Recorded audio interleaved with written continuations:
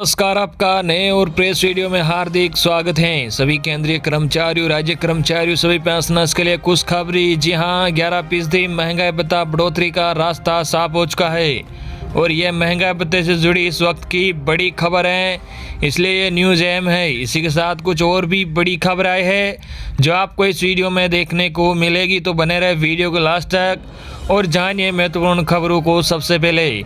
इससे पहले अगर आपने अभी तक भी इस वीडियो पर एक लाइक नहीं किया तो एक लाइक कर दीजिए, क्योंकि आपका एक लाइक ही हमारी मेहनत का फल होता है। और चैनल को भी फ्री में सब्सक्राइब नहीं किया हो सब्सक्राइब कर लीजिए, ताकि आगे भी आपको कर्मचारियों व पेंशनर से जुड़े हर एक लेटेस्ट से लेटेस्ट अपडेट सबसे पहले फ्री में देखने को मिलती रहे। आज की पहली बड़ी खबर केंद्रीय कर्मचारियों व पेंशनर्स के लिए अच्छी खबर। महंगाई भत्ता डीए में वर्दी का रास्ता साफ। जी हाँ, केंद्रीय कर्मचारियों के लिए एक अच्छी खबर है। जी हाँ, इस साल देश के लाखों कर्मचारियों पेंशनर्स को महंगाई भत्ते का इंतजार है। यदि सब कुछ ठीक रहा तो जल्द ही ये घोषित होगा।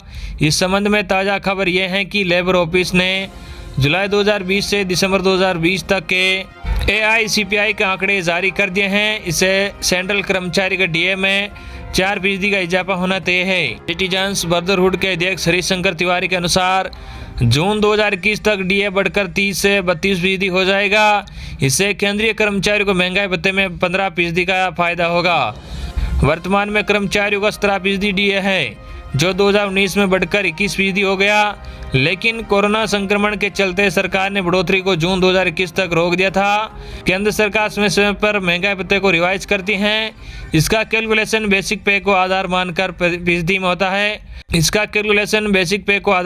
प्रतिशत में होता है। अभी कर्मचारी और पेंशनरों का डीए अलग अलग है। महंगाई भत्ता पूरी टैक्सेबल होता है, वही हाउस रेंट अलाउंस भी कर्मचारियों के लिए काफ़ी महत्वपूर्ण होता है। डीए का कैलकुलेशन बेसिक सैलरी के प्रतिशत के आधार पर होता है। महंगाई भत्ता केंद्र सरकार के कर्मचारियों को महंगाई को ध्यान में रखते हुए उनके खर्चों को सहन करने में मदद करने के लिए दिया जाता है। यह वर्ष में 2 बार घोषित किया जाता है। पहली किस्त जनवरी से जून तक और दूसरी जुलाई से दिसंबर तक दिया जाता है, जिसमें HRA के साथ जोड़ा जाता है। हालांकि कोविड-19 के कारण महंगाई भत्ता फिलहाल नहीं मिल रहा है। सरकारी कर्मचारियों को 2021 में महंगाई भत्ता मिलने की उम्मीद। जी हां, आपको बता दें कि सरकारी कर्मचारियों को नए साल 2021 में महंगाई भत्ता मिलने की उम्मीद है। जनवरी 2021 में महंगाई भत्ता 4% बढ़ने की उम्मीद है। इससे देश भर के लगभग 1.5 करोड़ केंद्रीय कर्मचारी और पेंशनर्स को लाभ में होगा। वर्तमान में जुलाई 2020 से 7% महंगाई भत्ता दे है, लेकिन अभी तक इसका भुगतान नहीं किया जा रहा है। हर महीने मुद्रास्फीति के औसत पर केंद्रीय श्रम मंत्रालय द्वारा एक सूचकांक जारी किया जाता है। उसी के आधार पर जनवरी और जुलाई के महीने में केंद्रीय कर्मचारी और पेंशनर्स के लिए महंगा भत्ता निर्धारित है। ये भत्ता पिछले 12 महीनों के औद्योगिक श्रमिकों के लिए उपभोक्ता मूल्य सूचकांक के आधार पर तय किया गया है। इसके आधार पर पिछले 12 महीनों के औसत पर गणना की जाती है। जानिए 7 वेतन आयोग की मैट्रिक्स क्या है और केंद्रीय कर्मचारी वेतन किस तरह होता है। अगर आप केंद्रीय कर्मचारी हैं तो आपकी नज़र 7 वेतन आयोग से जुड़ी खबरों पर होगी। आप अक्सर 7वें वेतन आयोग के बारे में सुनते होंगे। ये आयोग फरवरी 2014 में बना था। 7वें वेतन आयोग ने ग्रेड पे संरचना से जुड़ी समस्याओं को ध्यान में रखते हुए एक नए वेतन मैट्रिक्स की सिफारिश की थी।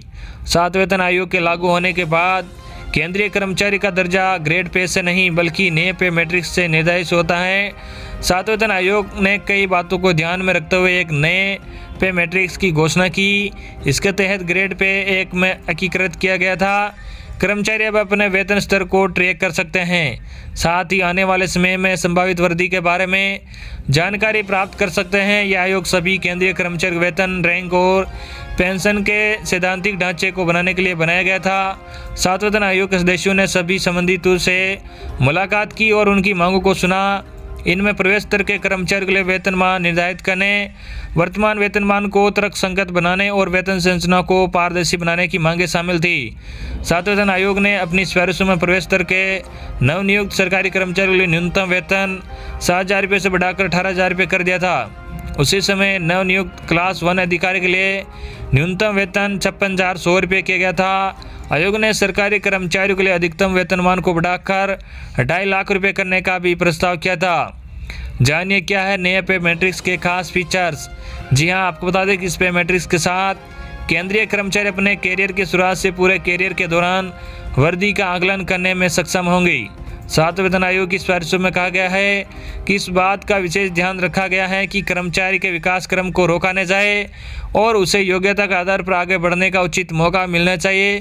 सिफारिशों के अनुसार विभिन्न ग्रेड वेतन के अलावा अन्य ग्रेड पे के सभी स्तर समान वेतन मैट्रिक्स में शामिल है। सैनिक कर्मचारियों, रक्षा बलों और सैन्य नर्सिंग सेवा के लिए अलग वेतन मैट्रिक्स तैयार किया गया है। सिफारिशों के अनुसार संरचना तैयार की गई है जिसमें प्रत्येक कर्मचारी प्रस्तावित मैट्रिक्स में अपनी जगह पा सकता है। वही आपको बता दें कि पुरानी पेंशन और डीए के लिए सोशल मीडिया पर कर्मचारियों में छिड़ा वार। जी हां, आपको बता दें कि पुरानी पेंशन बहाली तथा डीए फ्रीज करने का फैसला वापस किए जाने की मांग को लेकर एक बार फिर चरणबद्ध तरीके से आंदोलन की रणनीति बनाई गई है। उसी क्रम में सोशल मीडिया पर कर्मचारियों से जुड़े मुद्दों को लेकर अभियान शुरू हो गया है। अलग अलग संगठनों की ओर से फेसबुक पर अकाउंट भी खोले गए हैं और उन्हें संचालित करने के लिए अलग अलग टीम का गठन किया गया है। केंद्रीय कर्मचारी पेंशनर्स के अलग अलग संगठनों की ओर से 1 फरवरी से आंदोलन की घोषणा की गई थी। 1 फरवरी को चेतावनी दिवस मनाया गया। जल्द ही आगे के आंदोलन का कार्यक्रम जारी किया जाएगा। डाक विभाग के कर्मचारी नेताओं का कहना है कि 26 नवंबर को राष्ट्रव्यापी हड़ताल की गई थी, लेकिन उनकी मांगों पर गौर नहीं किया गया। ऐसे में अब लंबी लड़ाई की योजना बनाई गई है। उत्तर प्रदेश राज्य कर्मचारी महासंघ ने फेसबुक पर इन मुद्दों पर अभियान चला रखा है। पुरानी पेंशन बचाओ मंच की ओर से अटेवा नामक फेसबुक अकाउंट खोला गया है। इससे राज्य के कर्मचारी शिक्षक जुड़े हैं। वही राष्ट्रीय स्तर पर अभियान चलाने के लिए national movement for old pension scheme नाम से अकाउंट खोला गया है। अटेवा का प्रदेश उपाध्यक्ष डॉक्टर हरि प्रकाश यादव का कहना है कि इन अकाउंट से 3 लाख से अधिक लोग जुड़े हैं। उनका कहना है कि अब स्थितियां सामान्य होने लगी हैं और सड़क पर भी आंदोलन की तैयारी की गई है। ट्विटर पर अभियान 23 मार्च को पुरानी पेंशन बहाली की मांग तथा निजीकरण के विरोध में अटेवा की ओर से ट्विटर पर अभियान चलाया जाएगा। इसके लिए शिक्षकों और कर्मचारियों से संपर्क शुरू कर दिया गया है।